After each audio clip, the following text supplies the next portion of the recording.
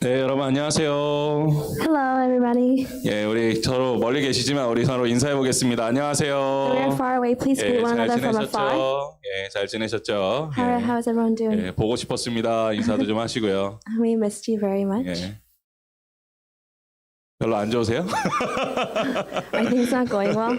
예, 좋으시죠? 예, 예. 오늘 말씀 앞으로 함께 나아가겠습니다. Let's go before God in Word. 예, 오늘 이제 성령의 열매가 이제 뭐 거의 다 이제 끝나가는 것 같습니다. We're almost finishing up the fruits of the Spirit. 예, 오늘이 7번째 말씀이죠. Today is the seventh one. 예, 충성입니다. Faithfulness. 우리 오랜만에 한번 이 성령의 9가지 한번 외워볼까요? Let's try memorizing all of it together. 안 잊어버리셨죠? Hopefully, you have not 제가 forgotten. 오늘은 좀 검사를 한번 해보겠습니다. I will check. 예, 한번 시작해 보겠습니다. 시작. 사랑, Love, 희락, joy, 화평, peace, 오래 patience, 참음, 자비, kindness, 양선, patience, 충성, 온유, faithfulness, 절제. gentleness, and self-control. 예, 이 순서대로 외우시는 게 좋아요. Please memorize in the order. 예, 이 순서를 잊어버리면 이거 잊어버리더라고요. So if you forget the order, then you'll forget the. 이제 2주 남았습니다. There's like 2 weeks left. 예, 이거 그래서 우리 하비스터스 교회 성도님들은 그냥 이렇게 툭 치면 성령의 열매가 튀어나올 수 있었으면 좋겠어요. As long as someone's touch it, all the fruit of the Spirit come out. We Yeah. want you to memorize it that well. 이렇게 탁 하면 사랑과 희락과 화평과 오래참 이렇게 나올 수 있는 그런 성도님들 됐으면 좋겠습니다. We hope you can memorize it that well. 예, 오늘 말씀 함께 보겠습니다. Let's look at the scripture together. 예, 고린도후서 12장 7절부터 10절까지 말씀입니다. 2 Corinthians chapter 12, verse 7 to 10. 예, 우리 앞에 말씀 보시고 우리 함께 읽겠습니다. Let's read it together. 여러 계시를 받은 것이 지극히 크므로 너무 자만하지 않게 하시려고 내 육체의 가시 곧 사단의 사자를 주셨으니 이는 나를 쳐서 너무 자만하지 않게 하려 하심이라. 이것이 내게서 떠나가게 하기 위하여 내가 3번 주께 간구하였더니 나에게 이르시기를 내 은혜가 내게 족하도다. 이는 내 능력이 약한 데서 온전하여짐이라 하신지라. 그러므로 도리어 크게 기뻐함으로 나의 여러 약한 것들에 대하여 자랑하리니 이는 그리스도의 능력이 내게 머물게 하려 함이라. 그러므로 내가 그리스도를 위하여 약한 것들과 능욕과 궁핍과 박해와 곤고를 기뻐하노니 이는 내가 약한 그때에 강함이라. 아멘. Amen. 오늘 성령의 열매 7번째 시간 충성에 대해서 말씀드리겠습니다. Today we'll talk about the seventh fruit of the Spirit, 예, faithfulness. 사실 이 충성이 한국말로는 이 충성으로 되어 있지만 사실 이 원어에 더 가까운 말은 이 신실함이라는 말입니다. Although in the Korean Bible it says faithfulness, it means they have a closer, they have a different word. 예, 그래서 이 최근에 번역되고 있는 이 한국 성경들을 보면 이 충성이라는 말을 안 쓰고 이제 신실함으로 번역을 하고 있습니다. So in the Korean word, instead of using loyalty, that they now use faithfulness. 이 성경에서 이 신실한 사람을 우리가 정의하는 것이 한마디로는 어렵지만 이렇게 정의할 수 있을 것 같아요. In the Bible, we could define the word who is faithful before God as this. 네, 하나님의 마음과 그 뜻대로 살아가고자 하는 믿음을 가진 사람. A person who has the faith to live according to God's heart and God's will. 네, 이것은 하나님께 복종하는 삶을 살아가라고 이야기하고 있는 것이 아닙니다. It's not living in complete submission to God. 하나님은 하나님의 나라를 위하여 일할 직원을 뽑으시는 것이 아니라 그 뜻을 함께할 제자를 찾으십니다. God's not only looking for a worker for His kingdom; He's looking for a true disciple. 또 하나님은 명령대로 복종하는 군인을 찾으시는 것이 아니라 하나님과 한 마음으로 함께할 가족을 찾으시는 거예요. I believe God is not looking for soldiers who obey orders, but He's looking for people to come as who has the heart to become one as Him in the family of God. 네, 그래서 예수님께서 이 12 제자들을 양육하실 때에도 그들을 자신의 명령에 복종하는 사람으로 만들지 않으셨습니다. Even when Jesus was raising His 12 disciples, He did not force them to obey His commands. 예수님께서는 그 12 제자들이 하나님의 뜻을 품고 또 예수님께서 걸으셨던 그 십자가의 삶을 스스로 따라오기를 원하셨습니다. Jesus wanted His disciples to follow the way of the cross by their own will. 그 결과가 어땠습니까? What was the result? 12 제자 중에 한 명인 가룟 유다는 예수님을 배신했죠. One of the 12 disciples, Judas, betrayed Him. 그리고 대부분의 제자들이 예수님께서 십자가에서 돌아가실 때 도망쳤습니다. The majority of the disciples, when Jesus was crucified, they all ran away. 예, 그들은 마치 전쟁에서 패배한 도망자처럼 그렇게 살았다라는 것이죠. They lived a life as if they were losers in a defeated war. 만약 이 모습만 보면 예수님의 사역을 실패했다고 할 수 있을 거예요. If we only look at this, we could say that Jesus' ministry has failed. 하지만 예수님께서는 제자들의 그 실패를 통해서도 신실하게 주님을 따르는 삶에 대해서 배우기를 원하셨습니다. Despite this mistake or failure, Jesus wanted his disciples to truly learn true faithfulness. 예수님께서 죽음에서 부활하시고 다시 예수님의 11 제자들을 만나 주셨죠. Jesus rose from the dead and he met his disciples once again. 예, 그 때문에 이 두려움에 도망쳤던 제자들은 다시 힘을 얻게 됩니다. The disciples who ran away from it in fear, they are able to regain their strength. 예수님의 부활을 경험한 제자들은 새로운 소망을 갖게 됐죠. The disciples are able to find new hope. 우리 인생 죽음이 끝이 아니구나. Death is not the end. 부활하신 예수님처럼 우리에게도 영원한 삶이 있구나. Just like our resurrected Jesus, there is a life after death and there is hope after death. 그렇게 그 예수님의 제자들은 영원한 삶을 쫓아가기 시작했습니다. And through this, they're able to run after eternity. 이전까지 그들은 세상의 영광을 구하는 삶을 살았습니다. Up until this, they're going after the glory of the world. 하지만 이때부터 영원하신 하나님의 나라를 구하며 살아가기 시작했습니다. But from this moment, they went after the glory of God's kingdom. 그들이 그들의 인생 속에서 이 제자의 삶을 경험하면서 깨닫게 된 것이 있습니다. There's one thing they realize as they're living a life of a disciple. 하루하루를 발버둥 치면서 예수님을 닮고자 살아가야 한다라는 것입니다. They must live a life of struggling that is struggling to look more like Jesus. 조금 느려도 한 걸음 한 걸음 십자가를 향해 천천히 걸어 나아가야 한다라는 것입니다. Although it may be a slow step, but walking a step by step towards the cross. 바로 이것이 신실한 그리스도인으로 살아가는 방법이라는 거죠. And this is the way to live a life as a faithful Christian. 그들은 그때 아마 예수님께서 그들에게 해주셨던 그 말씀이 그들의 가슴에 들어와 박히는 것을 경험했을 거예요. Through this, they are able to truly experience the word of Jesus coming back alive and piercing them in the hearts. 마가복음 8장 34절 말씀. Mark chapter 8, verse 34. 네, 우리 한 목소리로 함께 읽어보겠습니다. Let's read it together. 무리와 Then he called 제자들을 the 불러 crowd 이르시되 to him along with his 누구든지 나를 disciples 따라오려거든 and said, 자기를 "Anyone 부인하고 will come after 자기 me, he 십자가를 must 지고 deny himself 나를 and 따를 take up his 것이니라. cross and follow me." 아멘. 우리 사랑하는 성도 여러분, 신실한 그리스도인으로 살아간다는 것은 우리가 엄청난 능력을 가진 용사가 돼서 하나님께 복종한다라는 것이 아닙니다. So, beloved harvesters, living a life as faithful Christians does not mean becoming filled with power and becoming warriors of Christ right away and living in complete submission to God. 예, 비록 우리가 연약하고 부족하지만 자기 자신을 부인하고 예수 그리스도와 함께 십자가의 삶을 꾸준히 걸어가는 것. 그것이야말로 신실한 그리스도인의 삶이라는 것입니다. So although we are weak and lacking, well, we believe that living a life as a faithful Christian is denying ourselves and continuing the walk of the cross step by step. 그런데 사실 이 인생을 살아가다 보면 때로는 이 신실하게 살아가는 것보다 복종하면서 사는 게 더 편하겠다라고 생각할 때가 너무 많아요. In our lives, in our daily lives, it's easier to live a life of complete submission than live a life as a faithful Christian. 저도 사실 이 부모님 말씀대로만 살면서 살았던 그 어린 시절이요. 지금 어른으로 살아가는 삶보다 더 행복했던 것 같아요. Now, as an adult, when I look back, a life when I was a child living by the orders of my parents was a much more happier life than now. 그때는 뭐 아무 걱정이 없었거든요. I had no worries as a child. 네, 클라라 걱정 없어 보이잖아요. If you look at Clara, she looks like she has no worries. 그런데 조그만 것 하나라도 이 신중하게 결정해야 되는 순간이 찾아올 때요. 우리 안에 두려움이 찾아오게 됩니다. When I have to make a small decision, from then I have a lot of fear that comes in my heart. 왜냐하면 그 결정에 책임을 져야 되기 때문이에요. Because from now on, I have to take responsibility of my own decisions. 예, 때로는 그것이 너무 힘들고 고통스러울 때가 있어요. And there are times it's painful and difficult to make decisions. 혹시 내가 내 인생의 선택을 잘못하면 어떡하지? What if I make a wrong decision in my life? 나의 실수로 나의 가족이나 나의 주변 사람들이 잘못되면 어떡하지? What if through my mistake, my family or my other loved ones get hurt by 내 it? 선택으로 혹시 누군가 피해를 보면 어떡하지? What if someone gets hurt by any of my mistakes? 또 아무리 성령 충만한 사람이라 할지라도요.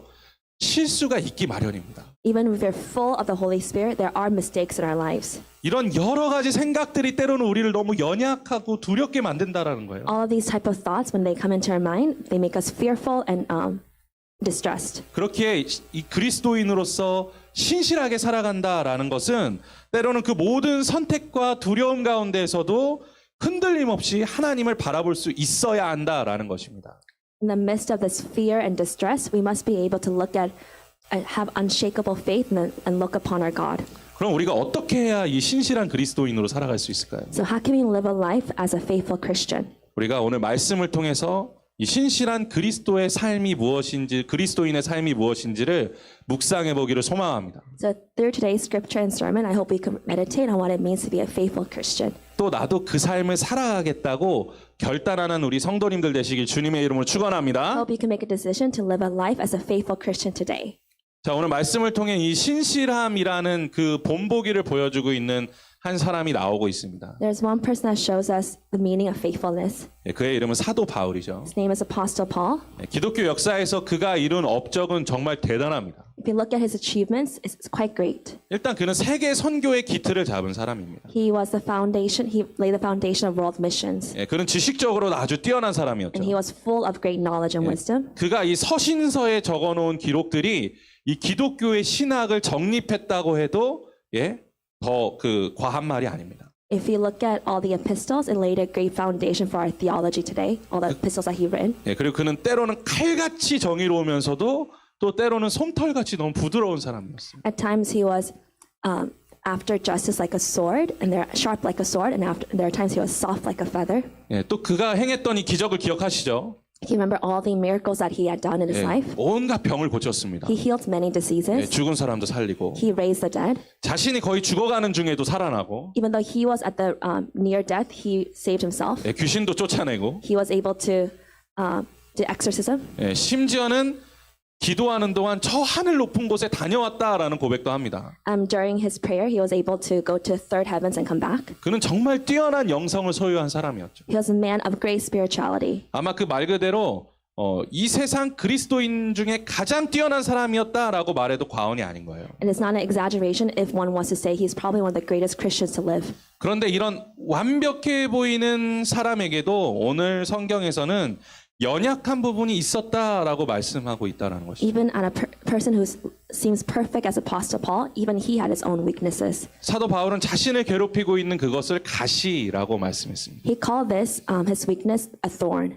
이 가시에 대해서는 신학자들 간의 논쟁이 너무 많습니다. About this thorn, there's a lot of debate among theologians what this thorn is. 그것이 사도 바울이 가지고 있는 어떤 질병이나 장애였을 것이다. Some people say it might have been a disease or some type of disability. 어떤 사람은 이 언어 장애였을 것이다라고 말을 해요. Some people say it might have been a speech impediment. 혹은 그 사도 바울을 끊임없이 괴롭히는 원수였을 것이다라고 말하기도 합니다. Some people say it might have been an enemy who was always following Paul. 또 이 감각적인 유혹이나 때로는 자신을 막고 있는 어떤 어려움이었을 것이다라고 이야기하기도 합니다. Some people argue that it might be a difficulty or a temptation that's continually following him. 이 가시에 대한 해석들이 너무나 많아요. There are so many interpretations of what this thorn could be. 그 이유는 사도 바울이 가시가 무엇인지에 대해서 정확하게 이야기하고 있지 않기 때문이에요. Because Apostle Paul never specified what his thorn is truly is. 사실 그렇기 때문에 우리는 이 가시가 대체 무엇인지 정확하게 이해할 수가 없습니다. So because of this, we cannot never truly understand what this thorn is. 다만 이 가시라는 이 단어를 통해서 그것이 사도 바울에게 얼마나 고통스러운 일이었는지를 우리가 생각해 볼 수가 있죠. Only thing we could truly know is that by the word thorn, that this thorn was very painful and very distressing to Paul. 구약 성경에서도 이 가시에 대해서 말씀하고 있는 구절이 있어요. In the Old Testament, there is a passage about the thorns as well. 사사기 2장에서는 이 하나님의 말씀을 어기고 이방 민족들과 이 언약을 맺은 이스라엘 백성들에게 하나님께서 경고하시는 구절이 나옵니다. There is a Old Testament verse where God gives a warning to the Israelites for they have made a covenant with a Gentile nation. 이제 그 이방 민족이 너희 이스라엘의 옆구리에 가시가 될 것이다라고 말씀하고 있어요. God says that these Gentile nations will become a thorn on your side. 그 이후로 정말 이 이방 민족들이요, 이스라엘 민족들을 끊임없이 괴롭히는 옆구리의 가시가 됐습니다. From that moment on, the Gentile nations became a thorn on their side that was tormenting the Israelites after years and years. 이스라엘 민족들이 조금만 악해지거나 아니면 약해지면요, 이 이방인들이 어김없이 찾아와서 그들을 괴롭혔습니다. As soon as Israel walked the way of evil or became weak, the Gentile nations took advantage of this and became a thorn and tormented them. 그들을 죽이고 재산을 빼앗고 때로는 노예로 만들었습니다. Sometimes they killed, they took their property. 이 고통이 이스라엘 백성들에게 400년 이상 이어졌습니다. This type of torment went on for 400 years. 생각해 보세요. 이스라엘 백성들이 나을만 하면 와서 막 찌르는 거예요. As soon as they're about to be healed, then the Gentile nations hit them again. 그리고 견딜만 하면 막 쑤시는 거예요. As soon as they are able to endure, the Israelites are able to endure, the Gentile nations hit them again. 이 가시가 얼마나 괴롭겠습니까? This thorn, how stressful and how distressing was it? 사실 이 발바닥에 가시 하나만 박혀도 하루 종일 스트레스 받고 살지 않습니까? If you have a thorn on your foot, aren't you stressed the whole day? 근데 이 옆구리에 가시가 박혀서 평생을 괴롭히고 있다고 생각해 보세요. But can you imagine a thorn on your side and that is hurting you throughout your whole life? 이것이 얼마나 힘들겠습니까? It must have been very difficult for them. 근데 이 사도 바울의 삶에 이 옆구리에 박힌 가시와 같은 이 가시가 늘 함께했다라는 거예요. For Apostle Paul, this type of thorn was with him throughout his whole life. 오늘 본문에서는 사도 바울이 이를 해결하기 위해서 3번 기도했다라고 나옵니다. So Apostle Paul, in order for him to figure this out, he prayed 3 times. 무려 3번을 기도했대요. He prayed 3 times. 정말 놀랍죠? Isn't it quite amazing? 안 놀라우세요? Are you not surprised? 어떤 성도님들이 저한테 이런 질문하실 수도 있겠죠. People may ask me this type of question. 목사님, 저도 하루 3번 기도합니다. Pastor, I pray 3 times a day. 아침 먹을 때, 점심 먹을 때, 저녁 먹을 때 3번 기도합니다. Before breakfast, lunch, and dinner, I pray 3 times. 그런데 그 기도가 대체 뭐가 그렇게 대단합니까? But why is so great about apostles this type of prayer? 그렇죠. 일리 있는 질문이에요. That question make quite sense. 굳이 이런 식사 기도가 아니더라도 사실 우리 기도 열심히 하는 분들 많죠. And even if it's not a prayer before a meal, there are people who pray quite often. 하루 4번, 5번 기도하시는 분들도 있습니다. There are people who pray 4, 5 times a day. 그 당시 그리고 초대교회를 한번 생각해 보세요. If you think about the early church, 얼마나 많이 기도했겠습니까? how many people prayed during these times? 그런데 사도 바울이 왜 굳이 자기가 3번이나 기도했다고 강조하고 있을까요? Why does Apostle Paul emphasize that the fact that he prayed 3 times? 저는 이 말씀을 묵상하면서 사도 바울의 이 말하고 있는 이 기도가 예수님의 겟세마네 기도와 닮아 있다라는 묵상을 하게 됐습니다. As I was meditating on this scripture, I was able to connect that Apostle Paul's prayer was like Jesus' prayer at the Gethsemane. 예수님께서 십자가에 못 박히시기 전에 겟세마네에서 3번 기도하셨죠. Jesus prayed at Gethsemane 3 times before he was crucified. 이 떨어지는 땀방울이 핏방울이 되도록 기도하셨습니다. His sweat became like tears, like blood. 사도 바울도요, 예수님께서 하신 이 겟세마네의 기도가 정말 얼마나 깊은 기도인지 그 깊이를 충분히 이해하고 있었다라는 것이죠. I truly believe that Paul truly understood what Jesus' prayer was like, the deep prayer at the prayer of the Gethsemane. 그렇기 때문에 이 사도 바울이 3번 기도했다라는 것은 단순히 하루 3번 기도했다 그런 이야기가 아닌 겁니다. So Paul's emphasis on 3 times is not simply 3 times. 그는 예수님께서 이 겟세마네에서 기도하신 것처럼 그 가시가 해결되기를 위해서 정말 간절한 마음으로 전심을 다해서 기도했다라는 것이죠. Just like Jesus at Gethsemane, Paul also prayed so deeply 3 times. 또 이 기도뿐만 아니라 사도 바울이 어떤 사람이었습니까? Apart from this, what type of person was Paul? 정말 그는 최선을 다해서 하나님을 섬기는 사람이었죠. He was a person who has worked so hard for God. 하나님께서도 이 사도 바울을 너무나 사랑하셨을 겁니다. And God must have loved Paul so much. 그는 정말 목숨을 바쳐서 일하는 사람이었습니다. Because Paul risked his life to serve God. 사실 우리 자녀들을 생각해 보세요. If you think about your own children, 그들이 밉게 행동해도요, 자식에게는 좋은 것을 주고 싶은 게 부모 마음이죠. even if your children are acting in a hateful way, you still love them so much, and you still want to give them the best. 근데 부모님을 너무 사랑하는 자녀가 있다고 생각해 보세요. If there is a child that loves you so much, 무엇인들 안 주고 싶겠습니까? don't you want to give that child everything? 예, 하나님께서도요, 이 사도 바울의 문제를 다 해결해 주고 싶으셨을 거예요. Of course, God also wanted to solve all of Apostle Paul's 오히려 problems. 그 소원을 안 들어주시는 게 이상한 거죠. It's more odd that God will not answer Paul's request. 그런데 오늘 하나님의 대답은 우리의 생각과 너무 다릅니다. But God's answer is so different from our thoughts. 오히려 너무 잔인한 말씀하세요. It's a little bit cruel. 내 은혜가 내게는 족하다.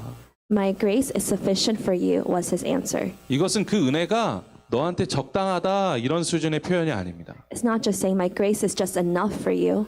야, 이미 내게 준 은혜가 너한테 차고 넘쳐. It's actually saying all the grace I've given you is overflowing. 야, 지금도 충분해. You have quite a lot right now. 심지어는 더 이상 내게 줄 은혜를 더 이상 줄 수 있는 남아 있는 공간도 없어. There's no more grace for me to actually give you now. There's no more room for any grace to go in. 더 이상 아무 은혜도 줄 수 없을 만큼 너는 이미 큰 은혜를 받았어. You have received so much grace, I cannot give you any more grace. 하나님께서 이렇게 말씀하고 계시다. And this is God's answer to him. 사실 제가 사도 바울이었다면 이 말씀 듣고 정말 서운했을 것 같아요. If I was Apostle Paul, if I heard this from God, I would have been very disappointed. 나 사도 이거 그만둬야겠다. I'd be like, I have to give this life up. 네, 그런 생각했을 수 있을 것 같아요. I could have thought like that. 하나님, 제가 지금까지 이렇게 목숨 바쳐 일하는 거 안 보이세요? God, can you see me risking my life for you? 이 세상에 저처럼 신실하게 하나님 섬기는 사람이 어디 있습니까? Is there another person in the world who serves you faithfully like me? 게다가 지금 제 욕심으로 기도하는 거 아니잖아요. I'm not even praying out of my own greed. 이 가시만 없으면 제가 하나님 일 더 열심히 할 수 있잖아요. If you get rid of this thorn, I could do your work for you much more faithfully. 그런데 대체 왜 이 가시를 하나님께서 해결해 주시지 않으시냐는 거예요. But God, why won't you solve this problem of my thorn? 궁금하지 않으세요? Aren't you quite curious? LA에 제가 아는 한 목사님이 이제 장애를 가지고 계신 목사님이 계셨습니다. When I was in LA, there was a pastor that had a disability. 네, 제가 그분께 또 강의도 듣기도 하고 그분 책도 많이 좀 읽어봤어요. I heard many lectures from him, and I took a class from him as well. 그분이 어려서부터 이제 장애를 가지셔서 이 다리를 절게 되셨습니다. From a young age, had disability, so he always was limping. 네, 그래도 믿음이 너무 좋으셔가지고 이제 자라나셔서 목사님이 되셨어요. But he had such great faith at a young age, so he grew up to become a pastor. 그런데 그 목사님이 열심히 목회를 하는데 이 본인이 가지고 계신 이 장애가 너무나 목회에 방해가 됐다라는 거예요. But he realized that his disability that he had was such a impediment to his ministry. 그래서 하루도 빼지 않고 정말 열심히 기도했답니다. So every day, without rest, he prayed for heal. 하나님, 제발 제 다리 좀 고쳐주세요. God, please heal my leg. 네, 하나님, 제발 제 다리 좀 고쳐주세요. Please heal my leg. 네, 정말 쉬지 않고 기도했답니다. He prayed this prayer request without rest. 그런데 하나님께서 고쳐주셨을까요? 안 고쳐주셨을까요? Do you think God healed him or did not heal him? 안 고쳐주셨어요. God did not heal him. 예, 그래서 포기했답니다. So he gave up. 그래, 그러실 수도 있지. 하나님 그러실 수도 있지. God could answer like this. 예, 사도 바울의 가시도 고쳐주시지 않으셨는데 Since God also didn't heal Paul's thorn, 야, 나한테도 그러실 수도 있지. he could also answer me like in this manner. 예, 그렇게 포기하셨대요. So with this type of mindset, he gave it up. 예, 그런데 그 목사님이 어떤 집회에 가셨답니다. But one day he went to a big revival. 예, 거기서 한 나이 드신 목사님이 이렇게 설교를 하시더래요. But there was an elderly pastor who preached this way. 믿음으로 기도하면 어떤 병이든 낫게 됩니다. If you pray with faith, any type of disease will be healed. 믿음으로 기도하면 어떤 장애도 고쳐집니다. If you pray with any type of faith, with a faith, all your disabilities will be healed. 이 말씀을 듣고 그 장애를 가진 목사님 너무 화가 났대요. As soon as the pastor heard this message, he was so angry. 예, 목사가 사기치는구나. This pastor is playing scheming. 예, 그래서 예배가 끝나고 그 목사님 찾아갔대요. So at the end, the pastor found this elderly pastor. 목사님, 정말 믿음으로 기도하면 모든 병이나 장애가 다 고쳐집니까? And he asked him the question, if we pray with faith, does all diseases and disabilities really are healed? 그랬더니 그 나이 드신 목사님이 대답하더래요. 네, 그렇습니다. 다 And 고쳐집니다. And the elderly pastor replied, of course, everything will be healed. 그러니까 이 장애를 가진 목사님이 더 화가 나서 막 소리쳤대요. So the pastor with the disability was much more angered and began yelling at the pastor. 예, 목사님 성도들 앞에서 거짓말하시면 어떡합니까? How could you lie in front of the people? 저도 정말 믿음을 가지고 전심으로 기도했는데 이 다리 하나님 고쳐주시지 않으셨습니다. I also prayed with faith, but God never healed my leg. 또 성경 보십시오. If you look at the Bible, 사도 바울도 하나님께 기도했는데 하나님이 그 가시 고쳐주시지 않지 않으셨습니다. if you also look at the Bible, God never healed Paul's thorn as well. 그랬더니 그 나이 드신 목사님께서 이렇게 말씀하셨답니다. But the elderly pastor replied like this: 아닙니다. that is wrong. 하나님께서는 사도 바울의 가시를 해결해 주셨습니다. God resolved Paul's thorn. 그가 하나님께 응답 받은 후에 그의 가시는 더 이상 가시가 아니라 은혜로 바뀌었기 때문입니다. As soon as Paul received an answer from God, Paul was able to realize that his thorn was no longer a thorn, but was grace from God. 그 말을 들은 이 목사님의 장애가 사라졌대요. In that moment, pastor's disability disappeared. 이 물리적으로 장애가 나았다는 이야기가 아닙니다. Not physically disappeared, 더 이상 목사님에게 그것이 장애가 아닌 은혜로 바뀌게 됐다라는 것이에요. but the pastor had the grace to receive that this disability was no longer disability, but actually grace from God. 바로 그 은혜가 우리가 신실한 믿음으로 살아갈 수 있도록 이끌어주는 신앙의 비결입니다. But this is the secret to have such faith to let us live a life as a faithful Christian. 오늘도 이 믿음을 가지고 우리가 구절 말씀을 한 목소리로 함께 선포하면서 한번 고백해 보셨으면 좋겠습니다. With such faith, let's read verse 9 together to proclaim this in faith. 나에게 Said to 이르시기를 me, 내 "My 은혜가 grace is 내게 sufficient for 족하도다. you. 이는 My 내 power is 능력이 made perfect 약한 in 데서 weakness. 온전하여짐이라 하신지라. Therefore, 그러므로 I 도리어 will 크게 boast all the more 기뻐함으로 gladly 나의 about 여러 my 약한 weaknesses, 것들에 대하여 so that 자랑하느니 Christ's power may 이는 rest 그리스도의 능력이 on 내게 me. 머물게 하려 함이라. 아멘. Amen. 사랑하는 성도 여러분, 이 세상에서 정말 신실한 믿음, 절대 흔들리지 않고 변하지 않는 믿음을 갖고 살아가게 되시기를 소망합니다. My beloved harvesters, I hope you have the type of faith, a faithful faith that lets you able to live a life as a faithful Christian. 이를 위하여 우리 안에 있는 이 가시를 은혜로 바꿀 수 있는 믿음을 가진 성도님들 되시길 소망합니다. We need to have such faith that are able to turn all the thorns in our life into grace. 우리에게 있는 이 고통스러운 가시를요, 때로는 그것을 안고 은혜로 고백할 때 하나님께서 그것을 통해서 우리에게 예수 그리스도의 능력을 주실 줄로 믿습니다. When we're able to confess that such painful thorns are true grace in our life, that's when the true power of Christ will rest on us.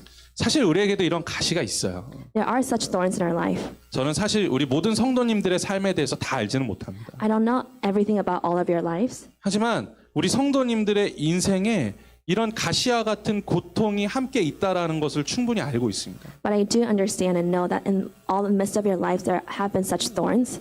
먼저 중요한 것은 그렇게 찾아오는 이 고난과 고통으로 인해서 스스로를 탓하거나 비하하지 않으셨으면 좋겠어요. I hope through such difficulties and pain that you do not blame yourself or think less of yourself. 자꾸 자신을 탓하거나 비하하는 것도 일종의 교만입니다. Because if you blame yourself or think less of yourself, that is an aspect of pride.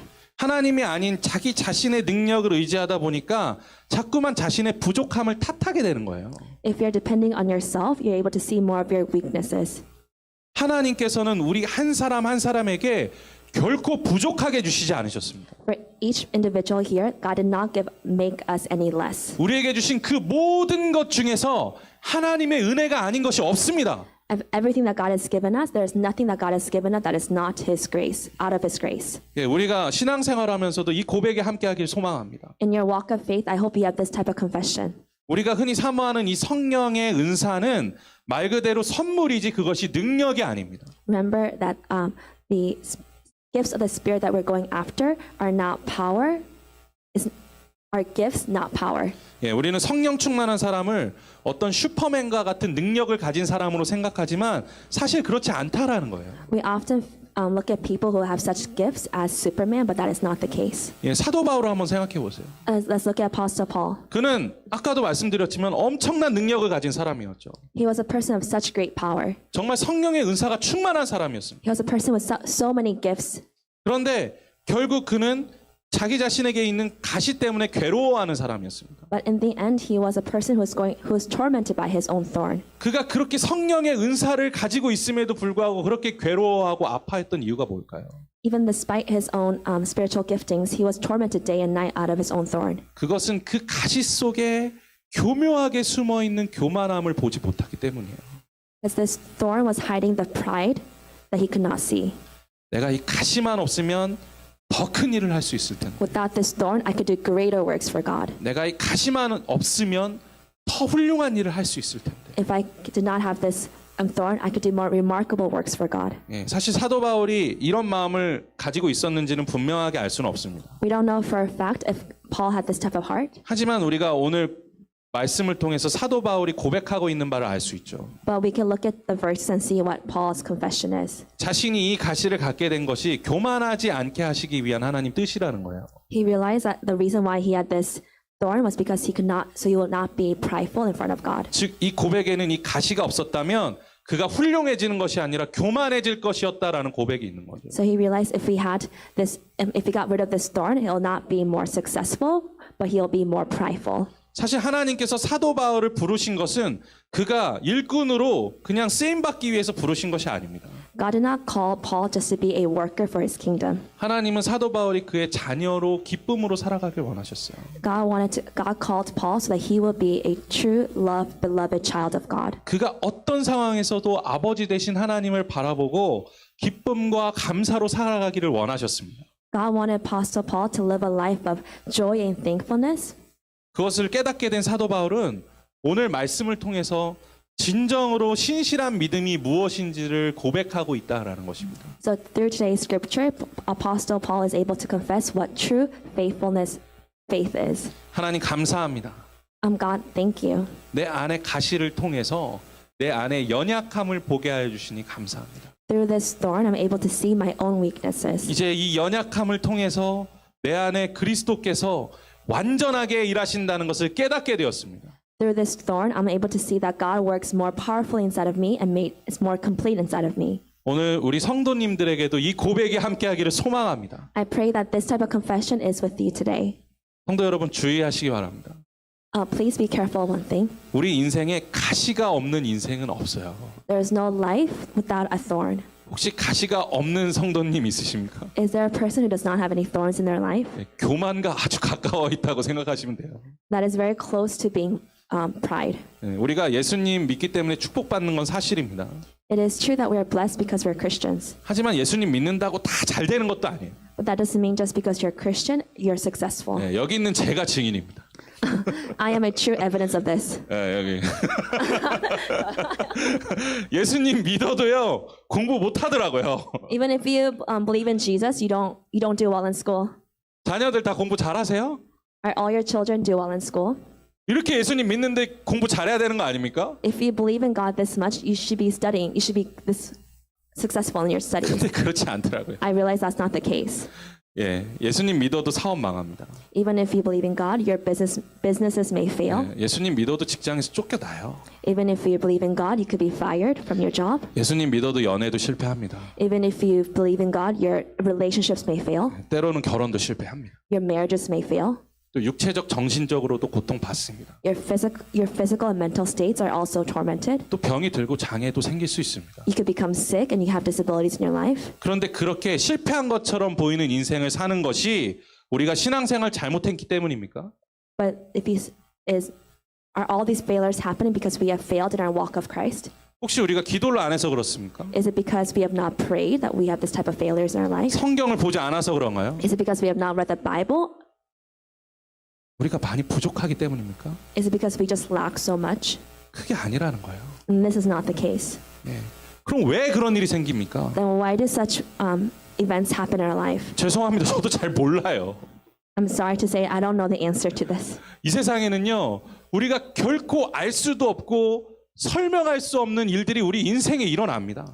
There's so much events in our lives that happen that we do not know why they happen in our lives. 만약 이것이 궁금하시면 오늘 집에 가서 전도서를 한번 살펴보세요. If you are curious about this, please go home and read the book of Ecclesiastes. 성경에서 분명하게 말씀합니다. Because it's so clear in the Bible. 우리 인생에 대해 왜 원인을 모르는 그 고난과 고통이 찾아오는지 알 수 없다라는 거예요. It says we do not know why such pain and suffering come into our lives. 내가 하나님 잘 믿어도 찾아오는 이 모든 고난과 이 모든 문제들을요, 설명할 수 없다라고 성경이 분명하게 말씀합니다. The Bible says there is no true explanation of why such pain and suffering enters our lives. 때로는 이처럼 우리가 알 수 없는 가시가 우리에게 찾아와서 우리 인생을 괴롭힌다라는 거예요. There are times that a thorn that we do not know why has entered our lives and comes and torment our lives.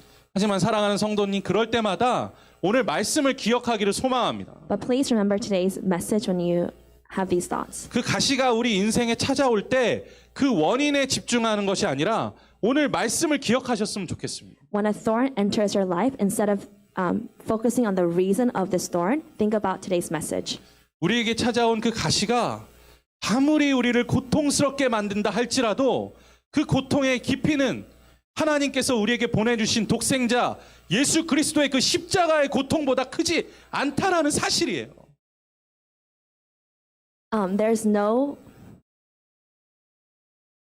despite what pain that when we look at the thorn that's entered your life, despite the pain and suffering that you're going through because of your thorn, there is no greater pain than God who has sent his only son, Savior son, to die on that cross for us. 우리가 이것을 깨닫게 되면 그 가시가 우리 삶의 고통일지라도 그것이 은혜로 변하게 되는 것을 우리가 경험하게 될 줄로 믿습니다.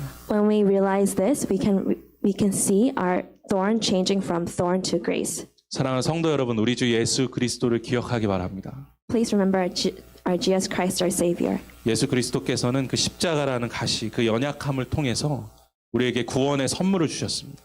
Through the cross, God has given us a gift of salvation. 예수님의 약함이 우리의 강함이 되셨습니다.